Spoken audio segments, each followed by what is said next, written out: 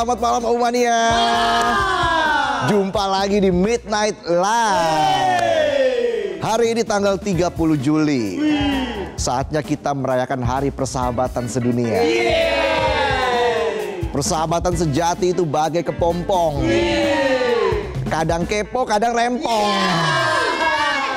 Ingat, jangan sampai salah berteman. Beda teman, beda tongkrongan. Salah teman jadi bahan gibahan. Ya udahlah, kita mulai aja. Inilah Midnight Live.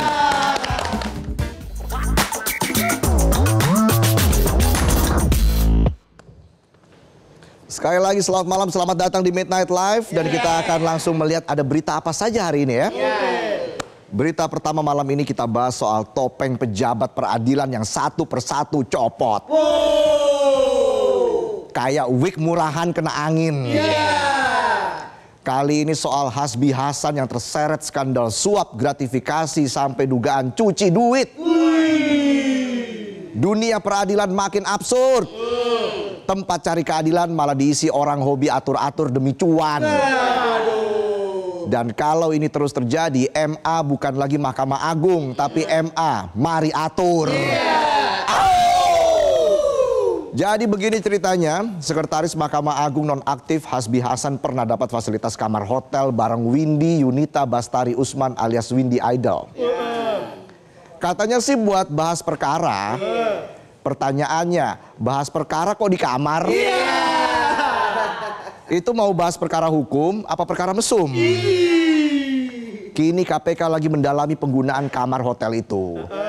Mungkin penyidiknya bingung, bener nggak ya kalau bahas perkara di kasur putusannya jadi empuk?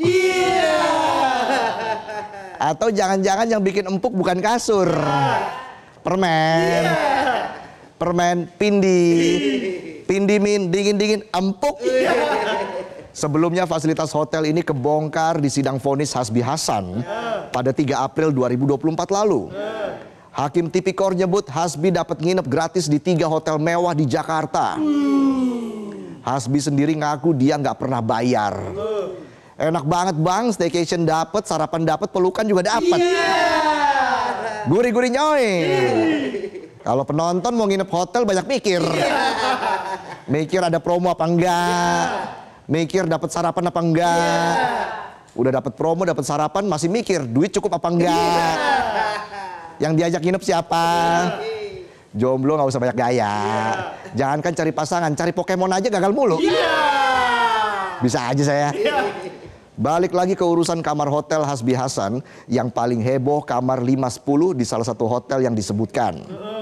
Kata hakim, kamarnya dipakai buat 2 hal. Pertama, buat urusan pribadi bareng Windy. Kedua, buat rapat perkara bareng koleganya Menas Erwin Johansyah, Fatahila Ramli, dan Christian Siagian. Jadi itu kamar multifungsi. Bisa buat sayang-sayangan, bisa juga buat sidang-sidangan. Sekali check in 2 urusan kelar. Pas check out aromanya double. Kadang bau pasal, kadang bau parfum. 2 hotel lain juga gak kalah rame. Kamarnya juga dipakai buat urusan perkara dan urusan asmara. Khusus kamar hotel di sekitaran Cikini, yang bayarin malah Menas Erwin. Solid banget gengnya. Satu atur hotel, satu atur perkara, satu lagi atur posisi tidur. Awalnya telentang, tengkurap, hadap samping, semua bisa diatur. Ujungnya berhadapan sama penyidik, nggak bisa berkutik. Hakim juga sudah menyatakan Hasbi nerima gratifikasi. Gak cuma fasilitas penginapan, duit dan jalan-jalan. Sumbernya dari Devi Herlina, Yudi Noviandri, dan Menas Erwin Johansyah. 630 juta rupiah lebih dikit. Pokoknya siapa aja yang punya urusan di MA tinggal bawa koper dan voucher. Nanti putusan bisa diatur asal cuan ngucur. Akhirnya pada sidang April tahun lalu, hakim sudah jatuhkan vonis, tapi sayang vonisnya gak jatuhin mental tersangka, tapi jatuhin ekspektasi jaksa. Jaksa awalnya nuntut 13 tahun 8 bulan penjara, karena Hasbi dituding menerima suap 11,2 miliar rupiah. Tapi hakim malah kasih vonis 6 tahun doang. Itu vonis apa diet ketat? Turunnya drastis tapi nggak sehat. Selain itu juga ada tambahan denda 1 miliar rupiah dan uang pengganti 3,88 miliar rupiah. Dan kalau nggak dibayar cuma nambah setahun penjara. Bayangin, habis sikat duit haram 11,2 M, dihukum 6 tahun. Kalau gue hitung-hitung nih ya, setahun masih dapat 1,8 M. Masih bisa buat renov rumah setahun sekali. Tiap WC itu dipasangin AC. Biar kalau ngeden nggak keringetan. Hukum ringan untuk orang yang seharusnya menjaga marwah peradilan. Kalau gini terus, nggak heran maling ayam digebukin tapi maling perkara cuma disenyumin.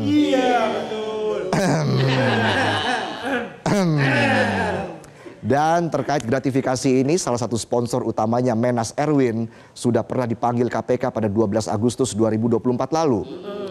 Kalau kata KPK didalami relasi dan percakapannya. Tapi begitu kasusnya naik kelas jadi TPPU, Menas dipanggil lagi Senin 28 Juli 2025 kemarin. Dan dia nggak datang, nggak nongol, nggak konfirmasi. Udah kayak temen pas diajak nongkrong cuma WA, OTW sampai subuh lu tungguin juga nggak nongol. OTW-nya dia OTW melek dulu. Makanya kalau mau ketemuan jam 2 siang, bilangnya jam 5 subuh udah di lokasi. Kata KPK sih nanti dicek ya, ada surat penundaan atau enggak. Kita tunggu aja, dan kalau penyidik masih butuh katanya bakal dipanggil lagi. Come on KPK, panggil doang mah gampang. Yang susah tuh bikin mereka datang. Dan buat Menas udah nggak usah banyak drama, jangan sok misterius. Jadi orang yang sopan kalau dipanggil tuh nyaut. Didatengin, siapa tahu dapat baju baru. Baju tahanan. Sebelumnya pada 18 Juni 2025 KPK juga sudah memeriksa Windy dan kakaknya Rinaldo Bastari. Mereka resmi check-in ke Gedung Merah Putih KPK. Bukan buat ngonten review kasur atau tes empuk bantal, tapi diperiksa penyidik KPK soal aliran duit ilegal. Windy diperiksa dalam status tersangka TPPU yang duitnya diduga bersumber dari praktek pengkondisian perkara oleh Hasbi. Usai pemeriksaan, Windy ogah banyak bacot. Dia keluar dengan mode mellow sambil ngasih pernyataan ala Dilan. Aku minta mohon doa ya semuanya. Jangan sampai sakit ya. Biar saya aja yang sakit. Kamu jangan. Sementara itu kuasa hukumnya Henry Lumban Raja bilang kliennya dicecar hampir 100 pertanyaan. Henry juga buru-buru bantah isu bahwa Windy dapat aliran dana dari Hasbi apalagi buat beli rumah. Henry bilang itu tuh sebenarnya cuma dugaan aja, bahwa dia beli rumah seolah-olah ada yang bayarin. Padahal ya nggak gitu juga loh. Dan saat ditanya soal duit, Henry dengan mantap bilang, enggak, itu nggak benar. Itu tadi kita yang udah ini udah kita perbaiki supaya ya gitu deh, yang sebenarnya itu ya sebenarnya begitu. Bingung-bingung lu dengerinnya. Saya yang baca aja bingung. Penjelasan yang sangat amazing. Udah kayak orang mesum kena grebek. Sebenarnya itu sebenarnya bukan seperti yang sebenarnya kalian kira sebenarnya.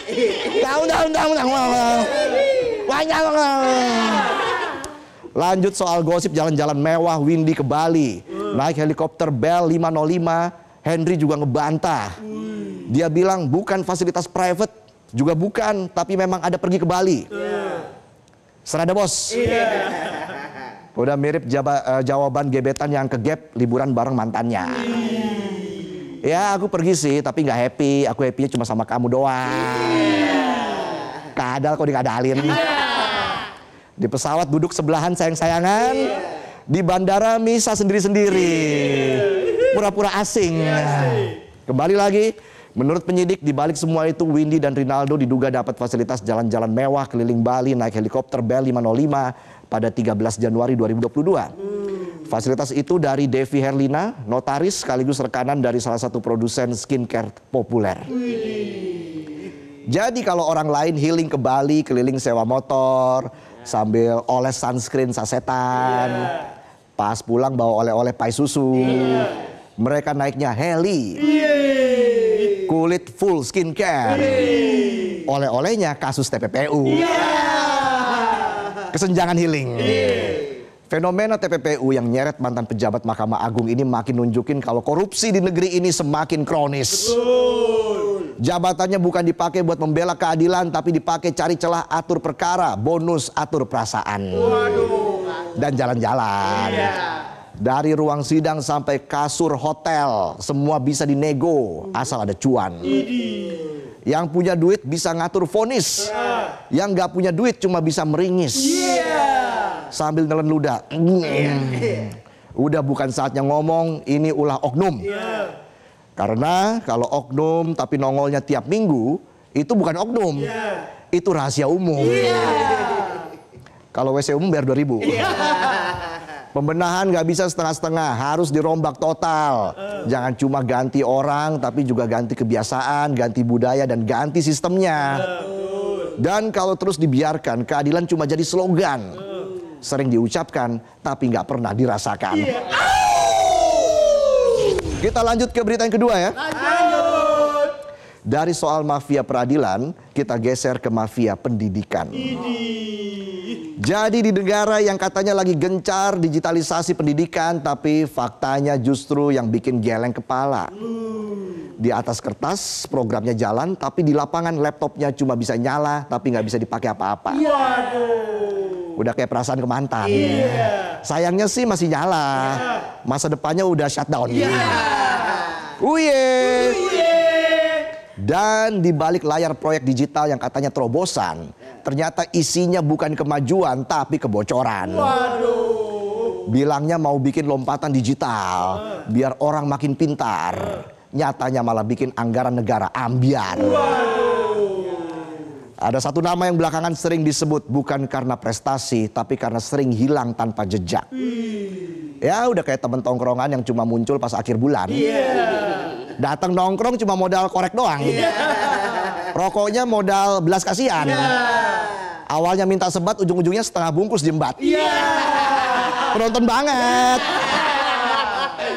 Dia adalah Juristan, mantan staf khusus mantan Menteri Pendidikan Nadiem Makarim.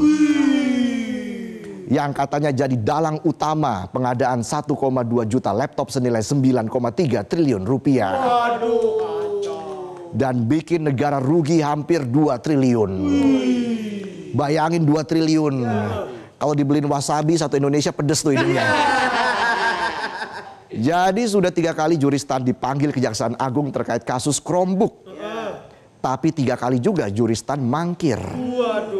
Bukan cuma nggak datang, Juristan juga nggak ngasih kabar. Sunyi senyap, diam 1000 bahasa. Persis lah kayak temen yang hilang pas ditagih utang. Tapi tetap mantau grup WA. Lagi mantau siapa yang nagih. Ternyata gue udah di-kick. Dari data imigrasi, Juris ternyata udah cabut ke luar negeri bukan untuk me time, jalan-jalan, tapi mungkin dia pengen full time jadi buronan.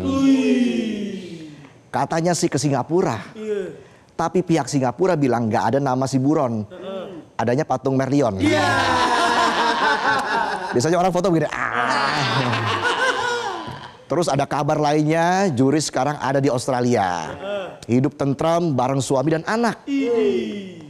Info ini datang dari Boyamin Saiman, koordinator Maki. Dia bilang info soal Juris terbang ke Singapura pada Mei 2025 diduga cuma transit sebelum lanjut ke Australia.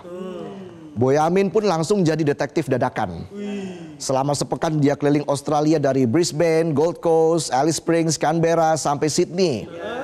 Dia bahkan datengin alamat yang diduga ditempati oleh Juristan. Tapi dia nggak bertamu. Katanya karena nggak mau melanggar hukum di sana. Atau jangan-jangan Juristan nggak di situ, tapi lagi di gondol kanguru. Dikantongin kanguru. Dan hasil investigasi ala-ala Boyamin pun sekarang udah disetor ke penyidik. Kejagung pun lagi ngebongkar petunjuk itu satu-satu sambil siapin skenario jemput paksa. Status Juristan sekarang lagi proses diusulin jadi DPO dan masuk red notice. Biar Interpol ikut nyari. Ya seenggaknya ada yang bantuin stalking medsosnya. Kali aja dia ngepost makan nasi uduk di Melbourne. Namanya juga koruptor. Kaburnya offline, hidupnya online. Pengennya jadi misteri tapi jempolnya gatal bikin story. Bikin caption, ada gula ada semut, udahlah nggak mood. Iya, semoga Juristan segera ketemu dan dijemput. Karena kalau nggak bisa-bisa ini jadi Harun Masiku jilid 2. Bikin dosa di negeri sendiri tapi ngumpetnya di luar negeri. Ini orang udah bikin rugi negara tapi ngilangnya bikin warga bertanya-tanya. Ini yang canggih program digitalisasi atau teknik ngilang para pelaku korupsi. Ini bukan cuma soal satu orang kabur, ini soal seberapa tumpul hukum kita ke ordal. Kalau begini terus nantinya jangan heran kalau rakyat ikut-ikutan melanggar aturan. Sementara yang maling anggaran sampai triliunan masih bisa staycation dan jalan-jalan. Ya, itulah tadi sajian pembuka kami di Midnight Live. Kami masih punya sejumlah informasi menarik lainnya usai jeda. Tetaplah di Midnight Live.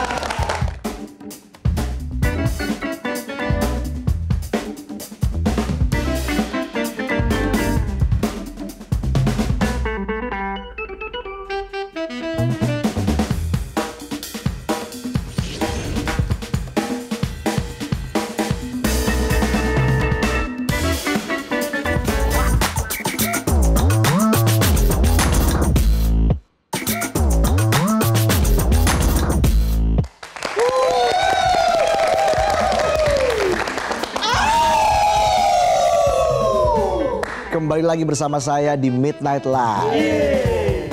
Makasih buat penonton yang mau parkir sebentar dari rutinitas buat nonton acara ini sampai habis. Dan ngegas ketawa biar nggak bikin panas kepala. Di segmen ini kita ada informasi menarik dari dunia otomotif. Karena hidup tuh mirip banget sama nyetir. Kadang macet, kadang lancar. Tapi yang penting kita tetap maju. Asal jangan mundur terus, cuma gara-gara mantan lewat gandeng gebetan baru. Bisa aja saya. Cinta dan mobil itu emang mirip. Dua-duanya butuh perawatan, butuh perhatian. Dan jangan pernah ngebut di awal kalau belum tahu kondisi jalan ke depannya. Nah, ngomongin otomotif, ada Gias 2025 di ICE BSD City Tangerang, Banten. Dari tanggal 24 Juli kemarin sampai 3 Agustus 2025.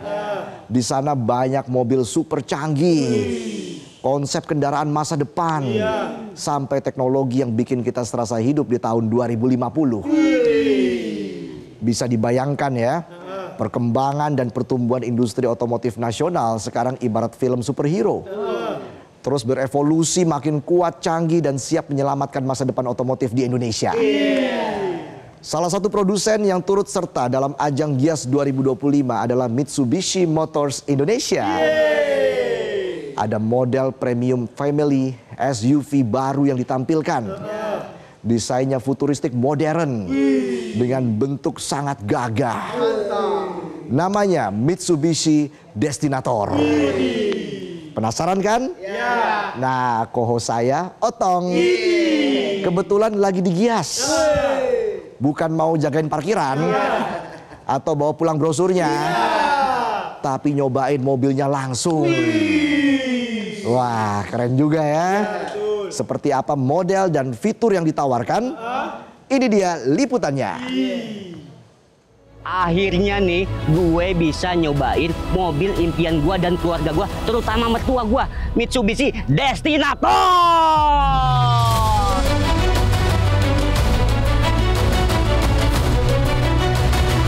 Mitsubishi Motors Kramayuda Sales Indonesia kembali bikin gebrakan. Kali ini mereka memperkenalkan varian terbarunya yang siap jadi primadona di jalanan. Mitsubishi Destinator, sebuah premium family SUV yang dirancang khusus untuk masyarakat Indonesia yang aktif, modern, dan terus melaju ke depan. Udah keren, canggih, elegan. Kita akan nyobain Destinator, tapi saya mau sulap dulu sebentar nih, sulap nih, kita ke belakang.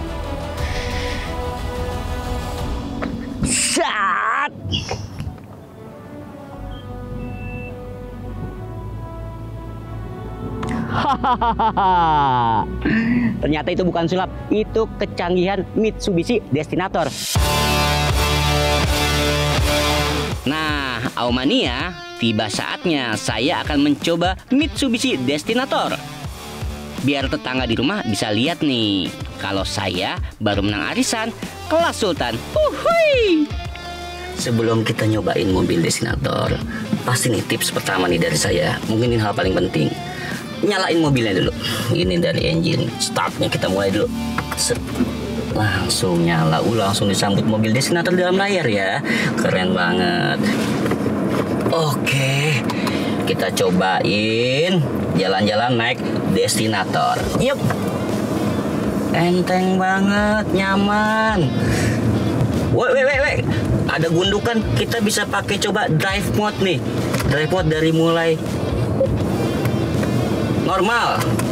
Ini kalau dalam keadaan banyak bebatuan ada pilihan gravel. Ada juga tarmac, itu mode untuk nyelap-nyelip biar selamat di jalan.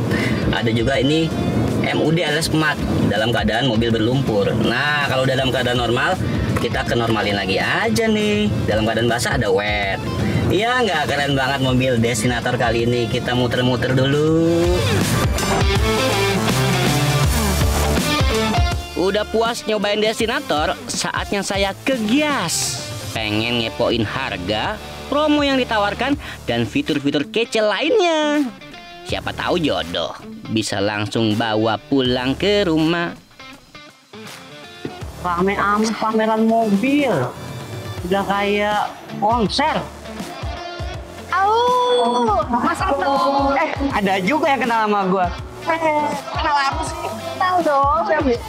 Masa sih? Lagi mau lihat mobil? Kok tahu banget apa isi hati aku dan pikiran aku? Iya dong, kan di Gias 2000. Oh iya benar ya.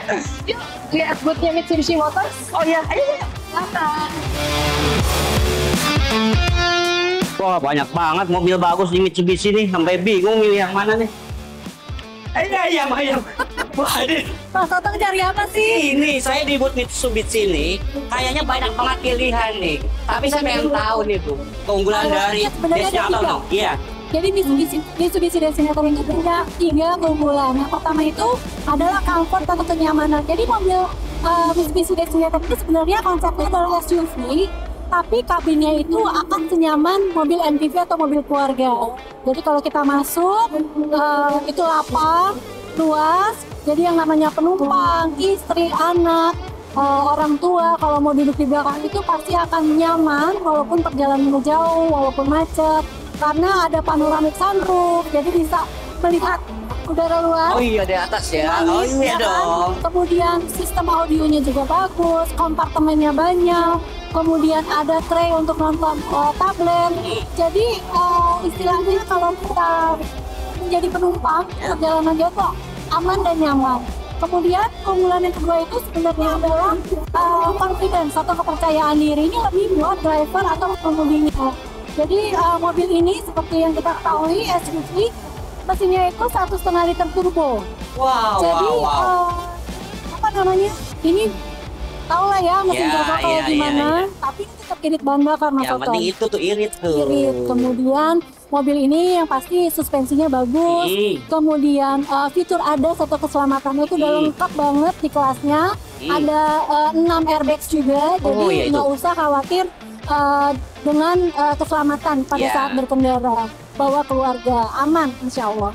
Kemudian keunggulan yang ketiga adalah prestige. Jadi mobil ini udah desainnya stylish, tapi tetap SUV, tinggi, tangguh. Kemudian ground clearance-nya itu kalau dari luar itu dari permukaan ke bodi mobil itu paling terbaik di kelasnya, yaitu 244 mm. Jadi itu oke. Kemudian rodanya juga 18 inci dual tone wheel design. Jadi ini udah terbaik di kelasnya. Kalau udah keren kayak gitu, harganya berapa sih Bu? Harganya, nah, jadi yang paling murah itu tipe GLS, harganya cuma 385 juta. Yang masa yang benar. Masa saya bohong. Iya. Kemudian kalau mau yang agak upgrade sedikit, Iya. Kalau mau yang agak upgrade sedikit itu ada di 405 juta tipe Exit. Yang paling atas itu ada tipe Ultimate, harganya 465 juta rupiah. Tapi kalau masih kurang, ada tambahan premium package. Apalagi jadi lagi tuh? itu ada tambahan electric seat, jadi seating adjustment bisa pakai elektrik. Ada electric tailgate buat pintu belakang dan ada dynamic sound Yamaha premium. Jadi paket premium ini cuma dibanderol 130 juta rupiah. Tipe tertinggi masih di bawah 500 juta. Waduh, benar tuh. 495 juta rupiah aja Mas Eko. Bentar ya Bu, saya cek rekening dulu. Masih ada nggak? Kalau boleh, ada promo lain nggak nih Bu kalau Gias saya? Cek rekening kayaknya cukup sih. Cuman paling senang kalau ada promo lain nih kalau ke Gias nih. Pasti. Kalau nggak ada promo di Gias artinya bukan Gias. Iya dong. Jadi kalau untuk Mitsubishi Destinator sendiri yang tadi saya udah sebutin, kalau mau leasing itu ada DP ringan 20%. Wow. Kemudian ada bunga ringan juga. Kemudian kalau mau trade-in, mau tuker sama kendaraan apa juga bisa. Bisa dengan itu? benefit jutaan rupiah. Kemudian masih kita tambahin lagi. Banyak ada banget. bonus voucher Garuda 5 juta rupiah. Kemudian ada gratis itu engine hood emblem yang untuk di kap mesin Destinator itu juga kita kasih gratis. Kalau Mas Otong belum mau beli Destinator nih misalnya, tenang aja karena untuk model lain kita tetap punya promo menarik. Jadi tetap ada laki di sampai 15 juta rupiah. Kemudian ada yang mau leasing tetap ada DP ringan, ada bunga ringan. Kemudian yang mau trading juga tetap ada benefitnya, ada cashback juga puluhan juta rupiah. Jadi nggak usah khawatir karena silakan datang ke Gias. Jadi kita udah punya menyiapkan promo-promo menarik bagi siapapun yang mau melakukan pembelian di periode ini. Bu, itu harga udah kompetitif. Promonya udah banyak, apalagi kalau datang ke Gias. Di booth-nya di mana nih? Ajak dong Aumania datang ke sini ke booth Mitsubishi. Yes, benar. Jadi yang ingin menghabiskan waktu akhir pekan atau memang kepengen beli mobil baru, silakan untuk datang ke Gias 2020 ASD City. Dan jangan lupa untuk mampir ke booth Mitsubishi Motors di Hall 10, booth 10A dan dapatkan program-program serta promo menarik dari kami yang hanya ada di event Gias. Dan jangan lupa juga untuk test drive Mitsubishi Destinator ya. Jadi memang kalau orang belum melihat mobil ini side by side atau sebelah-sebelah, mereka akan berasumsi bahwa ini adalah mobil yang sama cuma beda wheelbase. Akan tetapi panjang, tinggi, lebar, mobil ini total berbeda. Dan kalau ada kesempatan, lihat langsung. Kalau mau membedakan kendaraan apakah ini hanya dipanjangkan atau tidak, saya bisa buktikan dengan bentuk pilar A yang berbeda. Bentuk pilar A X-Force itu lebih tidur, sementara Destinator jauh lebih tegak.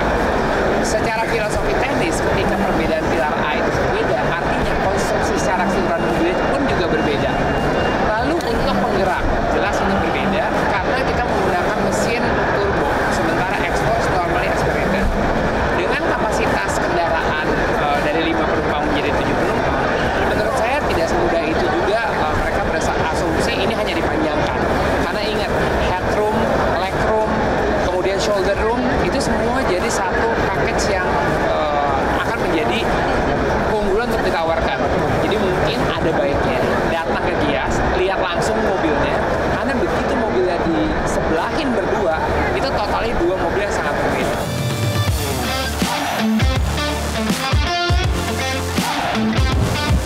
Halo Midnight Friend Aumania, baru aja nih nyobain Mitsubishi Destinator. Wah keren banget, canggih, yang pasti luas, elegan dan lega.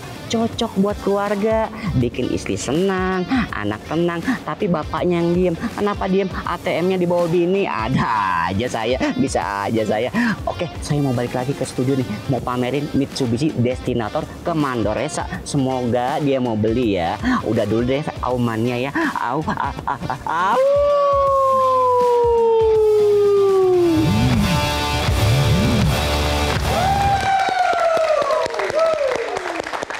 Keren. Cepet banget udah di sini. Baru tadi di video. Itu kan kemarin. Makanya saya nggak masuk kan. Nah, karena saya keliling naik Destinator. Nyaman banget. Bawa keluarga yang penting. Keren ya mobilnya ya? Keren banget. Mau nyobain nggak? Ada sunroofnya tuh. Rooftopnya ada tuh. Jadi bisa. Iya, rooftop ya. Sunroof ya. Pokoknya. Panoramic roof ya. Iya, harus nyobain. Datang ke Gias aja. Masih panjang nih waktunya. Oke, nanti kita datang lagi sama ya. Oke, masalah diskon gampang lah. Tadi cara reviewnya udah mirip Fitra Eri tadi ya. tingginya aja beda tuh. Tapi usai jeda, Elemen akan ada di Udah gak sabar pasti penonton dan juga penonton di rumah. Kita jeda dulu, kami akan kembali saat lagi. Tetaplah di Midnight Live.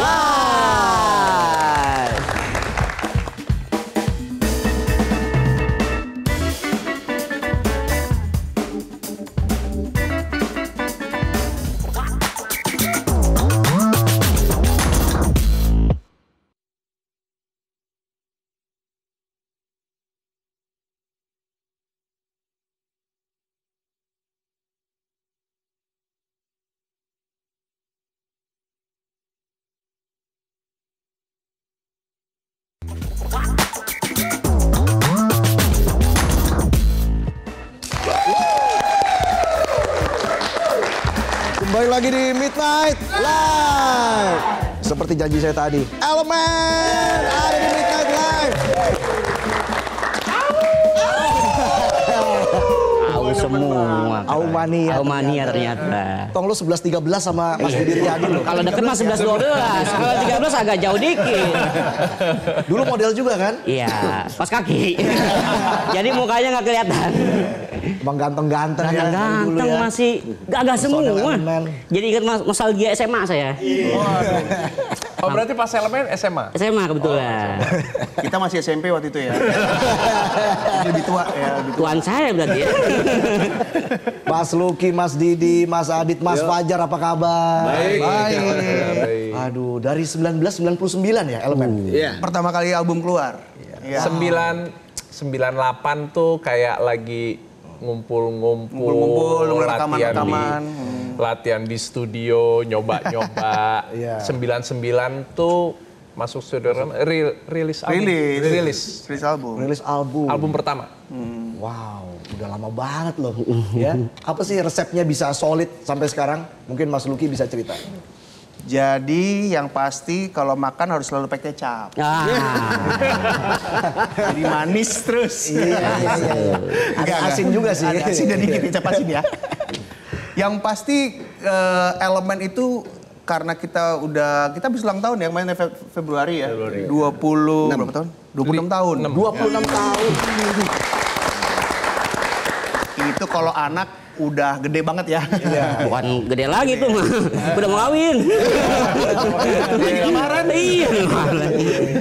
Nah, ya sekarang tuh Elemen karena kita semua punya kesibukan masing-masing. Kita ini kan bertujuh ya. Semuanya punya kesibukan masing-masing, semuanya ada kegiatan masing-masing juga. Jadi kita itu band itu adalah sebagai brand. Jadi yang pasti ngumpul bareng adalah pada saat manggung. Nah, itu udah ngumpul semua tuh. Tapi kalau misalnya kayak kita promo di sini, kita mau acara apa segala macam, kita nanya tuh tanggal segini. Jadi kita kan ngasih jadwal ya. Misalnya tanggal segini kita kemana aja. Itu yang ini absen, yang ini gue nggak bisa, yang ini gue bisa. Ini gitu. nggak ada duitnya nih. Nggak usah deh ya. Tantan. Ya, gimana? Kok relate ya? Bisa aja di diri Anda. Oke, jadi gitu ya. Jadi bertujuh sebenarnya pesannya. Kita selalu bertujuh. Jadi kita balik ke original member, bertujuh dari awal. Oke. Gitu. Mas Adit sempat vakum 12 tahun ya kalau nggak salah, Elemen. Kalau saya sempat keluar dari Elemen tuh 2008. Masuk lagi pas reunian di 2017 gitu. Oke, gimana rasanya bisa reuni kembali? Seneng ya. Kalau dulu ya mungkin umur juga udah nambah. Kalau dulu tuh kayak ombaknya gede-gede, badai gitu. Pas ketemu lagi 2017, itu juga pertama kali ketemu Lucky lagi karena Lucky keluar dari Elemen di 2005. Habis itu kita nggak pernah ketemuan sama sekali, bahkan ke Didi pun nggak pernah ketemu. Pas 2017 ya anteng aja santai. Oh ternyata sesantai ini gitu sekarang. Ini reuninya betulan nggak bohongan. Iyalah. Dejavu saya. Bukan settingan reuninya kan? Iya. Udah lanjut aja lah kita. Iya. Keceplosan saya. Jadi single terbaru Mas Fajar ya, tahun ini judulnya hentikan aku untuk mencintaimu. Berat banget. Ngeri ya? Ngeri tuh. Itu waktu nulisnya gimana tuh Mas Fajar? Yang pasti ngumpet-ngumpet dari bininya. Sayang, hentikan aku untuk mencintaimu. Kan nggak mungkin kan, istri kan. Jadi gimana waktu itu proses penulisannya? Sebenarnya sih ini terinspirasi drakor kayaknya. Enggak, basically sekarang kan kalau lagu tuh tema yang penting ya. Terus ya gue sering baca buku, nonton film, ada tema yang unik bahwa ada seseorang kalau mencintai kan harusnya lost ya. Tapi dia tuh kayak dengan situasinya nggak bisa mencintai orang itu, tapi dia nggak bisa lost, nggak bisa stop maksudnya. Jadi tolong dong, gue stopin dong biar cinta sama orang ini bisa hilang gitu. Oke. Itu kan gila. Kebanyakan minum matcha di Matcha lovers. Udah nggak hijau datang-datang. Ayo pulang. Kata Mas Luki jangan sampai cari masalah ya. Kalau bening air mata, kalau hijau air matcha. Memang udah ganteng, pinter gombal. Luar biasa. Legend ini band legend loh. Legend banget. Elemen. Single terbaru ini sebenarnya apa ya? Kebohongan terbesar laki-laki. Ngeri nih. Gimana tadi gue? Jelasin deh. Kebohongan terbesar laki-laki. Jadi ngotot gitu loh. Coba hentikan saya untuk mencintai kamu. Tapi dalam perjalanannya di ujung ya nggak bisa. Kamulah cinta matiku. Jadi ya. Gombal juga ya. Apa tuh? Masih gombal juga terakhir. Iya, maksudnya di ujung ya kalau lo tahu lo cinta mati gue, kenapa bilang hentikan gue untuk mencintai lo gitu. Jadi ya kebohongan terbesar laki-laki ini gitu. Jadi kalau laki-laki bubar sama ceweknya atau apa, lo lihat dia nggak terlalu galau, nggak nangis, nggak apa. Wah, di dalam hatinya sebenarnya luluh lantak. Hancur lebur sebenarnya, tapi tidak ditunjukkan. Gitu. Lo gitu ya dia? Kenapa? Lu gitu. Gimana tuh? Tahu kan kenapa Didi nggak kawin-kawin sampai sekarang kan? Oh iya.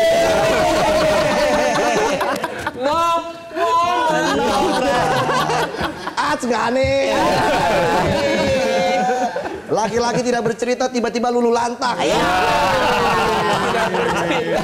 Aduh. Tiba-tiba lulu lantak. Tiba-tiba lulu lantak. Yang penting lulu lantak aja. Jangan melakban diri sendiri. Lakban lo. Yang penting jangan melakban. Baca. Lakban tangannya gitu. Iya. Seperti apa nuansa musik dari single terbaru ini? Yang pasti sih di musik videonya itu cuma mukanya Didi. Makanya kan tadi saya bilang. Muka dia lagi ngelap keringet gitu. Kayak capek. Makanya kan tadi saya bilang. keluar ya? Lagu ini kebohongan terbesar laki-laki. Nah lagu music videonya itu dibantu sama DOP-nya ada Mas Iwan yang nyutradarain saya. Jadi secara konsep memang dibikin ya udah cuman satu aja saya doang. Sendiri gitu. Aktor ya. Politikus. Jadi Fortuna. Saya mah apa? Aktor, politikus, drummer. Di Indonesia cuma saya doang dong. Iya. Benar juga ya. Iya, Google aja. Palu gada ya. Palu gada. Semua ada harganya. Didi Riyadi beberapa jam lagi akan ulang tahun.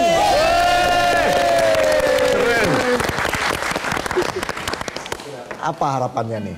Harapannya? Iya. Ya yang pasti selalu diberikan kesehatan lah. Karena apa ya, menyaksikan juga dan mendengar gitu ya teman-teman yang seusia atau ya beda tipis gitu ya udah pergi mendahului kita gitu.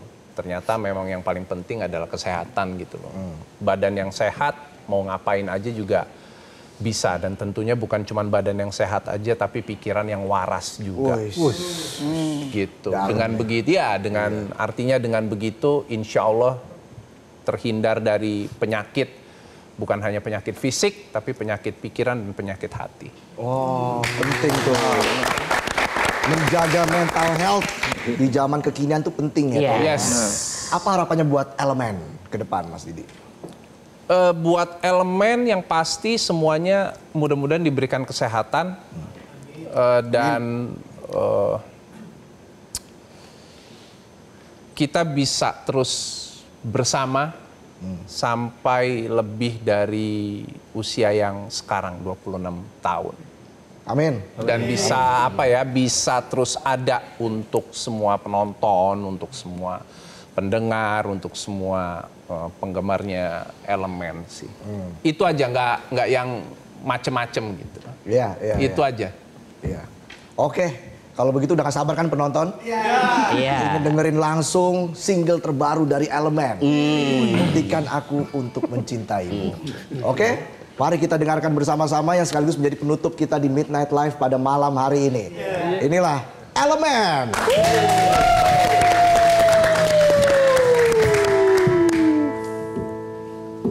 Sewindu telah berlalu, kita tak bersama lagi. Apakah kamu baik-baik saja? Aku merindukanmu,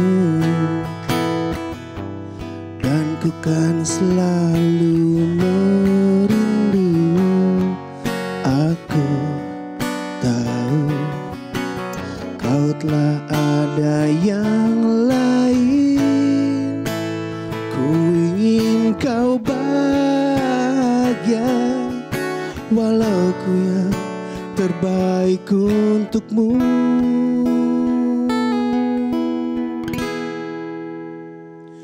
Tolong hentikanlah aku untuk selalu mencintaimu, meski ku tahu itu tak mungkin. Cintaku ini kan terganti. Tolong hentikanlah aku untuk selalu mencintaimu, meski ku tahu itu tak mungkin. Cintaku ini kan Metro TV